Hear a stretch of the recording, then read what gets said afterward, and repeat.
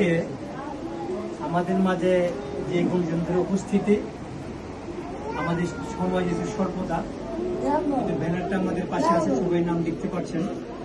তারপর আমি উল্লেখভাবে বলবো আমাদের সমাজসেবা দুজন কর্মরত উপস্থিত আছেন, যিনি সবসময় নিরন্তরভাবে আমাদের সাথে কাজ করেন, আমাদেরকে সকল সহযোগিতা করেন। উপস্থিত আছেন আমাদের সম্মানিত নরসিংদী আলোকিত সংগঠনের প্রতিষ্ঠান সভাপতি রাসেল ভাই, যিনি আজকে প্রথম আসছেন। মাঝে আছেন আমাদের একজন ব্যাংকার স্যার, যিনি নাম শুনেই চলে আসছেন। আমি খুব আনন্দিত হয়েছি স্যারের উপস্থিতি। আমাদের এই প্রতিষ্ঠানের সাথে শুরু থেকে যিনি লিখে আসছেন, আমাদের সাথে সহযোগী হিসেবে আছেন আমাদের শান্তিমন কাজে আছেন প্রধান সম্পাদক পত্রিকা। আমাদের মাঝে আমার প্রিয় ভাজন, প্রিয় ভাই আলতাফ হোসেন মাস্টার সাহেব, যিনি আমার টিচার বলেছে যে উপস্থাপনা করতে গেলে স্যারের সামনে কঠিন। উনি একজন ভালো গুণীজন আমাদের উপস্থাপক। এখানে অবসরপ্রাপ্ত একজন আর্মি আছেন, যিনি আমাদের প্যারেন্টস সহ সকল অভিভাবকদের এবং আমার সকল শিক্ষার্থী এবং শিক্ষকগণ সকলকে শুভেচ্ছা জানাচ্ছি। আজকে যদিও আমাদের জন্য খুব একটি শোকাগত দিন বলি, কিন্তু আমি অনেক চিন্তা ভাবনা করে দেখেছি আসলে যার উদ্দেশ্যে যিনি আমাদের এই আয়োজনটা আজকে, আমাদের নরসিংদীর উপজেলা স্বাস্থ্য কর্মকর্তা এবং আমাদের এই প্রতিষ্ঠানের সুইস বাংলাদেশের সভাপতি এবং ব্যবস্থাপনা কমিটির সম্মানিত সদস্য, যাকে আমাদের প্রতিটা অভিভাবক, প্রতিটা বাচ্চা, প্রতিটা টিচার হৃদয়ের গহীনে স্থান করে নিয়েছেন ওনার কর্মের কারণেই।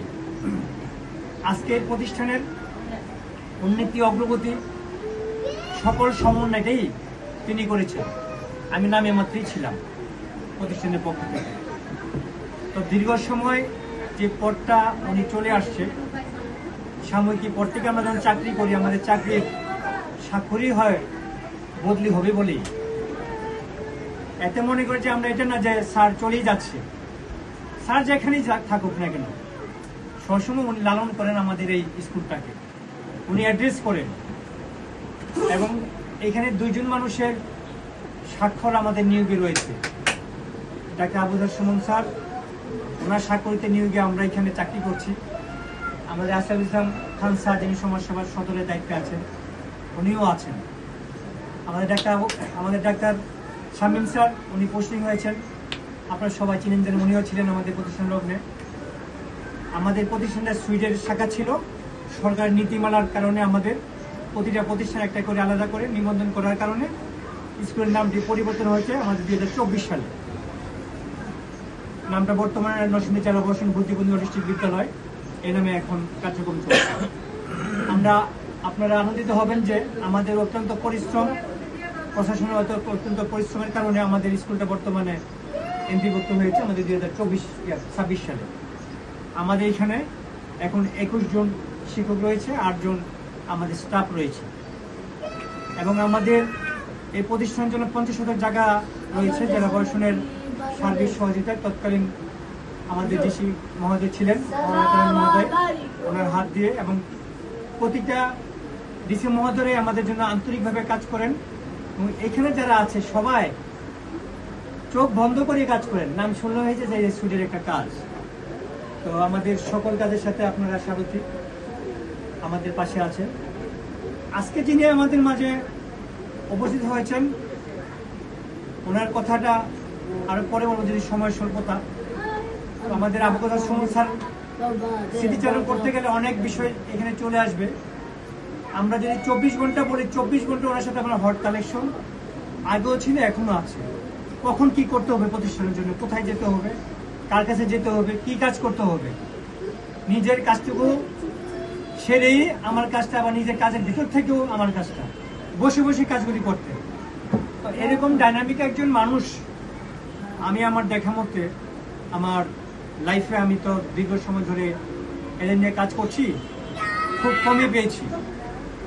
হয়তো সামনে এরকম হয়তো অনেকে আসবে, হয়তো নাও পেতে পারি, তবে এই প্রতিষ্ঠানকে লালন করার মতো মানুষ পাওয়া খুব কঠিন, কারণ আমাদের এখান থেকে ফিডব্যাক পাওয়া খুব কঠিন, যে আমাদের এখান থেকে ফিডব্যাকটা পলিটিক্যালভাবে কেউ পায় না।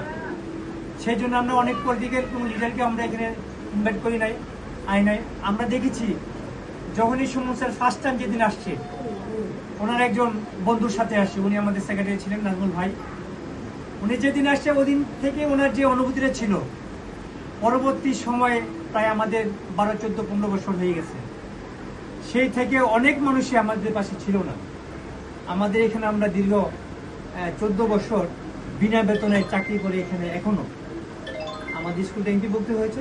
যখনই সুমন স্যার আমাদের সাথে জয়েন করেছে আমাদের স্কুলে, উনি চিন্তা করলে কীভাবে প্রতিষ্ঠানটা চলে। উনি জানতেন হয়তো আমাদের জেলা প্রশাসন বা অন্যান্য শ্রেণীতে কোনো কালেকশন করে বিভিন্নভাবে চলতেছি। যখন উনি আমাদের কথাগুলি শুনলো, উনি নিজেই ঠান্ডা হয়ে গেল কীভাবে চলবে একটা প্রতিষ্ঠান।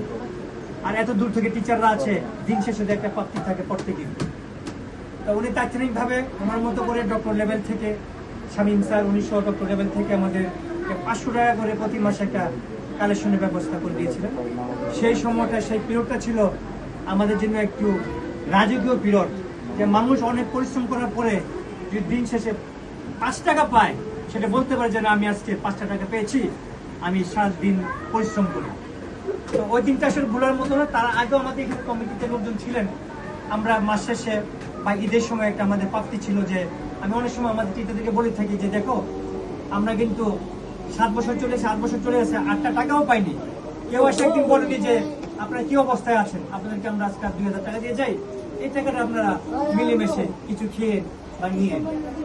কিন্তু যখন এই কাজটা উনি করলেন, তখন থেকে আমি ওনাকে গুরু হিসেবে মেনে নিলাম। কারণ আমিও সাংগঠনিক কাজে, আমার বয়স 50 চলে, এই 50 বছর আমি অনেক সংগঠন করেছি। আসাদ সাহেব দীর্ঘদিন যাবত আসছেন, জানেন, চিনেন। কিন্তু বিষয় হলো যে যারা সংগঠক তারা বুঝে যে একটা সংগঠন কিভাবে চলে। তো যে জায়গাটায় উনি কষ্ট করছে, সেই জায়গাটা খুব কঠিন ছিল। পরবর্তী সময়টা আমাদের খুব হালকা হয়ে গেছি, যে মাথায় আজ যাই হোক আমরা পারতেছি। এই বাড়িতে যখন আসি, আমাদের এই প্রতিষ্ঠাতা যিনি আমাদের অ্যাডভোকেট ফাতেমা আপা, ওনার বাড়ি এটা খালি জায়গা ছিল।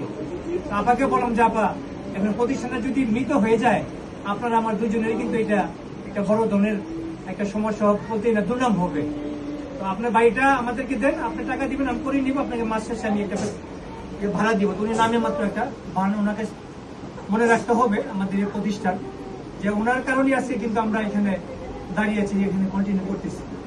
এর পরিবর্তে সরকার যখন আমাদের স্বীকৃতি দিল, স্বীকৃতি পরে সরকারের নিয়ম অনুযায়ী আমাদের এই প্রতিষ্ঠানের সভাপতি জেলা প্রশাসক যিনি আছেন, জেলা প্রশাসক এটার দায়িত্ব নিবেন এবং ওনার চেয়ারটা, ওনার ঘরে চেয়ার থাকবে। আমাদের 13 জনের একটা কমিটি আছে এখানে, এই কমিটির বর্তমানে এটা পরিচালিত। আমাদের জায়গাটা পাওয়ার পরে আমাদের 2024 সালে আমাদের ডক্টর বদিউল স্যার আসতেন। উনি এসে ওইরকম ভাবে ডক্টর স্যার যখন উনি সহ গেলাম, পার্সোনালি বসলাম, স্যারও ঠান্ডা হয়ে গেল কিভাবে এই প্রতিষ্ঠান চলে। কোনোভাবে সম্ভব না, আমি বিশ্বাস করি না। স্যার বিশ্বাস করেন না, করেন স্যার আমাদের প্রতিষ্ঠানে আসেন। স্যার তাৎক্ষণিকভাবে স্কুলে আসলেন। এরকম দিন বৃষ্টি, স্যার এই বৃষ্টির মেঝে দাঁড়িয়ে, গায়ে বৃষ্টি পড়তেছে, আমি বিশ্বাস করতে পারি যে স্যার বৃষ্টির মেঝে দাঁড়িয়ে প্যারেন্টদের সাথে কথা বলবে। স্যার 1 ঘন্টা বৃষ্টির মেঝে দাঁড়িয়ে, এইখানে দাঁড়িয়ে স্যারের কথা বলেন, আমাদের কথা শুনলো এবং এইখানে প্রোগ্রাম শেষ করে আমাদের নিজস্ব জায়গাটা ভিজিট করে এসে আমাদের কাজীমুল্লাহ সাহেবের সাথে উনি নক করলেন যে আপনি আমার একটা স্কুল এসে ভিজিট করছেন, আমি কিছু আপনাদের চাই না। তো স্যারও আমাকে বললো যে আমি কিন্তু কাজীমুল্লাহ সাহেবের কাছে আমি একটা চাওয়া জসিম চাপ খাবো না, এই প্রতিষ্ঠানে আমি একটু করতে চাই। মোল্লা সাহেবও আসলেন, উনি এসে ওনার বক্তব্য উনি অবকাঠামি করবে, আমাদের জন্য ফান্ড করে দিবে, ওনার মধ্যে একটা পরিকল্পনা উনি করলেন। কিন্তু আমাদের আমলাতান্ত্রিক কারণ হোক, বিভিন্ন কারণ হোক এখানে ছিল, পরে এটা আমাদের স্যার আদায় নেই। আমাদেরকে তাৎক্ষণিকভাবে উনি 1 লক্ষ টাকা আমাদের টিচারদেরকে, রমজান ছিল, আমাদেরকে অনানুমতি দিয়ে গেছে। যাক, এইভাবে আমাদের চলতেছে। এর পরবর্তীতে আমাদের একটা ছোট্ট ফান্ড আমাদের স্কুলের নামে অ্যাকাউন্ট হলো। আমাদের জায়গাটা অফিসিয়ালি ভাবে যে প্রক্রিয়া করতে, সেই প্রক্রিয়া আমরা শেষ করছি। আমাদের নামে নামজারি হবে, এই প্রক্রিয়া আছে এবং জায়গাটা, এই কাজটা আমাদের পর্যন্ত করে গেছে। পরবর্তী স্যারও সবাই খুব আন্তরিকতার সাথেই আসে, কিন্তু সময়ের জন্য ট্রান্সফারের কারণে, বিভিন্ন কারণে হাতে কাজটা নিয়েও শেষ করতে পারিনি। তো আমি সংক্ষিপ্ত করে কথা বললাম, যেহেতু মাসুদ ভাই আমাদের বর্তমান প্রধানমন্ত্রীর ওয়াইফ, তার মেয়ে জিয়া ফাউন্ডেশন আমাদের এই স্পেশালদেরকে নিয়ে যে প্রজেক্ট হাতে নিয়েছেন, এটা অত্যন্ত প্রশংসামূলক বিষয়, যার প্রশংসা শেষ নেই। একটা শিশু সরবরাহ করার বর্তমান সরকারের প্রক্রিয়া চলছে, 10টাও হবে ইনশাল্লাহ। আপনারা এইটুকু প্রশংসিত হবেন যে বাংলাদেশের মধ্যে যদি 5টা স্কুলকে কাউন্ট করা হয়, আপনারা স্কুলটাকে মন্ত্রণালয় কাউন্ট করে এবং সমগ্র বাংলাদেশের এই প্রতিষ্ঠানকে কাউন্ট করে। এটা কার জন্য হচ্ছে? আমাদের এই টিমটা আমরা নিরন্তর কাজ করি বলেই এটা সম্ভব হয়েছে।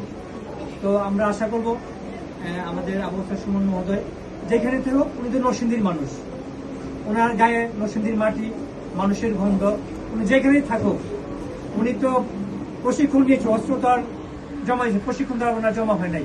ওনার যে কানেক্টিভিটি, ওনাদের মন মানসিকতা, ওনাদের চিন্তা ভাবনা, এটা আমাদের জন্য সবসময় থাকবে।